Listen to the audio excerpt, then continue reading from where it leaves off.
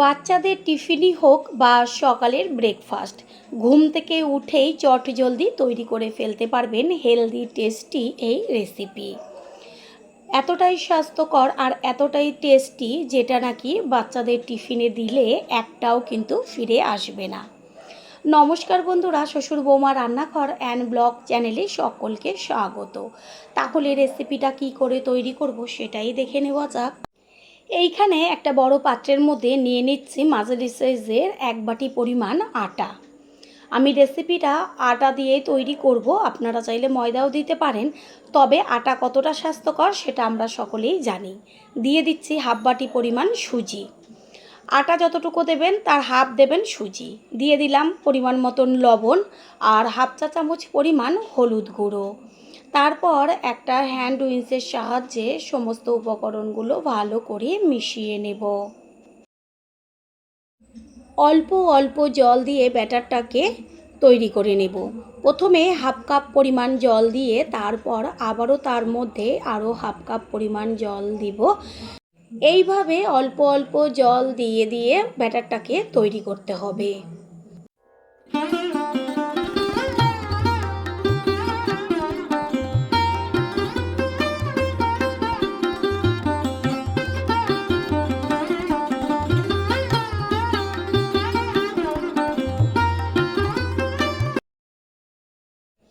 আটার মধ্যে যেহেতু সুজি ব্যবহার করেছি সেই কারণে আমি 30 মিনিট মতন ঢেকে রাখবো। যদি হাতে সময় না থাকে অবশ্যই 10 মিনিট রেস্টে রাখলেই হয়ে যাবে। 30 মিনিট বাদে ঢাকনাটা সরিয়ে দিয়ে তারপর দেখিয়ে দিচ্ছি আরও কিন্তু একটু জল টেনে গেছে, কারণ সুজিটা ফুলে উঠেছে। এইখানে আমি আগের থেকে টমেটো, ধনেপাতা, পেঁয়াজ আর কাঁচা লঙ্কা কুচিয়ে রেখেছি। এবার এর মধ্যে দিয়ে দিচ্ছি একদম ছোট ছোট করে কেটে নেওয়া টমেটো।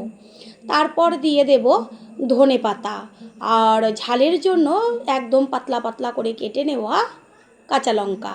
যে যেমন ঝাল খাবেন সেই অনুযায়ী দেবেন। হ্যান্ড উইচ দিয়ে ভালো করে ব্যাটারটাকে মিশিয়ে নেব। দেব কুচিয়ে নেওয়া পেঁয়াজ। হাতের কাছে যদি আর অন্য কোনো সবজি থাকে সেটাও ব্যবহার করতে পারেন। সব কিছু ভালো করে মিশিয়ে নেব। আর ব্যাটারটা একদম যে জলের মতন পাতলা সেটা হবে না, আমি পরে হাতা দিয়ে দেখিয়ে দেব। এটা একদম ঘন হয়ে গেছে সেই কারণে আরেকটু জল দিয়ে দিলাম। জলটা দেওয়ার পরে ভালো করে মিশিয়ে নেব। পুরনো বন্ধুদের সবসময় আমাদের পাশে এইভাবে ভালোবেসে থেকে এগিয়ে নিয়ে যাবার জন্য অনেক অনেক ভালোবাসা।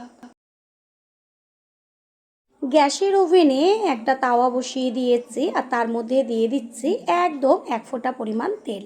তারপর ব্রাশ দিয়ে সমস্ত তাওয়াটাকে ভালো করে মাখিয়ে নেব। এই রেসিপিটা করতে একদম কোনো রকম বেশি তেলের প্রয়োজন নেই। এতটুকু ভিডিও দেখার পরে বুঝতেই পারছেন যে রেসিপিটা কতটা হেলদি হতে চলেছে। তাওয়াটা একদম গরম হয়ে গেছে। হাতায় করে তুলে দেখিয়ে দিচ্ছি যে ব্যাটারটা কতটা ঘন বা কতটা পাতলা রাখতে হবে। পেছনে একটা মোটা লেয়ার পড়েছে। এরপর হাতায় করে ব্যাটার তুলে তারপর তাওয়ার উপরে আস্তে করে ছেড়ে দেব। 1 হাতা পরিমাণ দিয়েছি, একটু ছড়িয়ে নিয়ে আরও 1 হাতা নিয়ে তার উপরে দিয়ে হাতার পেছনটা দিয়ে সুন্দরভাবে গোল করে গোলা রুটির মতন ছড়িয়ে দেব। দেওয়ার সাথে সাথেই দেখবেন সম্পূর্ণ টিফিনটার ওপরে একদম জালিদার হয়ে গেছে।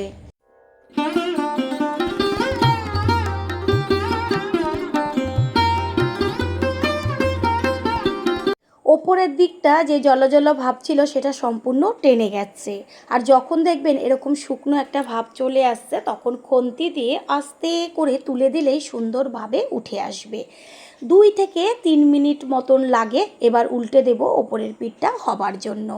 ঠিক এইভাবে এপিঠ ওপিঠ করে সুন্দরভাবে ভেজে নেব। ওপরের পিঠটা যে হবার জন্য উল্টে দিয়েছিলাম সেটাও সুন্দর একটা কালার চলে আসছে, দেখতে কত সুন্দর লাগছে। ঠিক এইভাবে এপিঠ ওপিঠ করে টিফিনটা তৈরি করে নিতে হবে।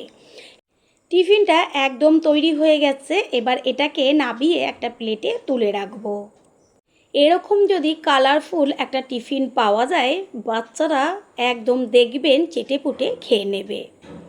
আবারও হাতা দিয়ে বেশ একটু মিশিয়ে নিলাম। তারপর ওই যে প্রথমে তেলটা ব্রাশ করে নিয়েছিলাম, আর তেল আমি কোনো রকম দেব না।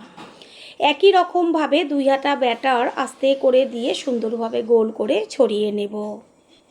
প্রথমবার যারা আমাদের চ্যানেল ভিজিট করছেন তাদের আন্তরিক শুভেচ্ছা ও অনেক ভালোবাসা।